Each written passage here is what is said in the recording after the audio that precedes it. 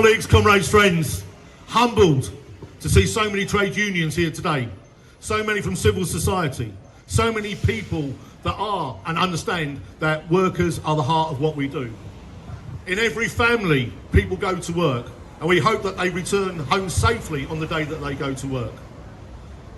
But what we have here are people who dissemble, people who lie, people who misrepresent. Who was it that briefed the press that the driver fell asleep at the wheel? Well, it wasn't ASLEF, it wasn't the trade union movement, it wasn't his friends and colleagues, it was some nasty employer. Because all we get asked about is the driver who fell asleep at the wheel. Well, let's tell the true backstory to this. We had a driver who in any other industry, right, would be regarded as a hero. We have a driver, right, who's tried to do the right thing. And he wanted to be here today, but his words were, with so many people coming out to support me, it would be too emotional and I would be afraid to be in that position. So we send our goodwill, our best wishes to that person.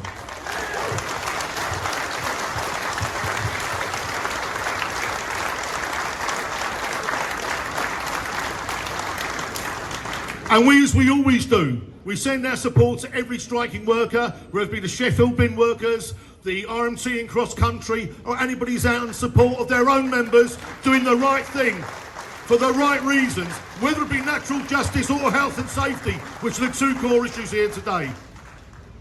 But let me tell you about the individual themselves. I was with my colleagues from the fire brigade and the rail industry at the ceremony at St Paul's the other week, paying tribute to all those that ran towards Tavistock Square and the other terrorist things that happened on the 7/7. Strange enough, this driver was one of them. He was lodging in London. He's ex-forces, and when the bombs went off in Tavistock Square, he ran to the aid of others. That did leave him with one or two problems, but we worked through it in the industry and he came back and maintained his perfect driving record.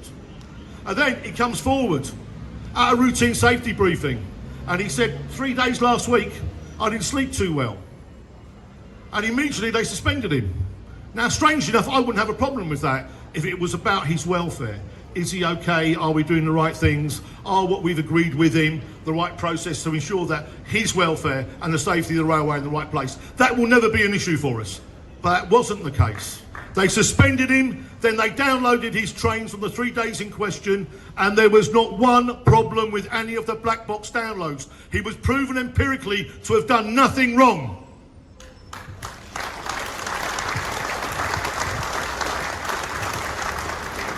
So in the safety culture we have within our industry that we fought for the last 2.5 decades, in every other company he would have been returned to work.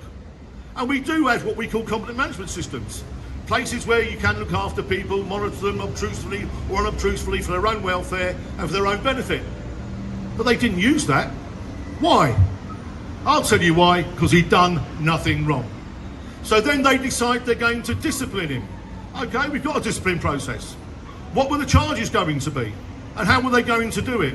This perfect, professional, wonderful company that's going to work within the collective bargaining that we've got agreed with them, charged him under the Health and Safety at Work Act. Well, last time I looked, Hull Trains weren't the police. They weren't the HMRI, who are the only people that can do that legally, but they told us they had advice that they could do so. Well, poor old Nigel, you know, does his homework, sits there religiously. It's last 7 months he's been waiting for that email and that advice. We still haven't seen it. Checks his inbox every day. We don't believe he exists. If they can lie to the press, they can lie about that, and we believe that's what they've done. We don't understand why this witch hunt has started. We don't understand why effectively they want to blacklist this driver. But when you think it can't get any worse, it does. Because these wonderful professional people who only care about their employees and this wonderful family firm they talk us about, then we had an appeal. Now, there are many train drivers here today. Not one of the train drivers here today can tell you what the train driver licence regulations are. They charged him under a process that we don't do. In our industry, they can charge you under your contract of employment. Late, absent, fraud. They can charge you under the rule book. Passing a signal of danger, speeding, being negligent. They can't do you under processes that we don't recognise and don't exist, but they did. We asked the managing director to review it. We waited and we waited and we waited for the outcome of that review. And when it came back, it was a shitty little email at 18:48 one evening on the day that we were going on strike, saying that he'd looked at the process and they were a bust. Well, that is evidently a lie. Strangely enough, he's no longer with the company anymore. He's gone on to new opportunities. Strangely enough, the guy who's taken over hasn't come near us since. So when they say they're willing to talk, when they say they're willing to engage with us, we have heard nothing for months. We do not avoid conversations. We do not avoid trying to solve this. But I tell you what we will do.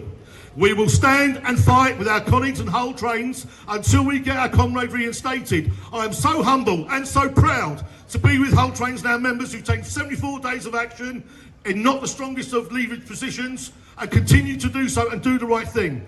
We are a trade union is made up of people, and people tell us what to do. And while the people in Hull Town tell us they're going to fight, we will fight.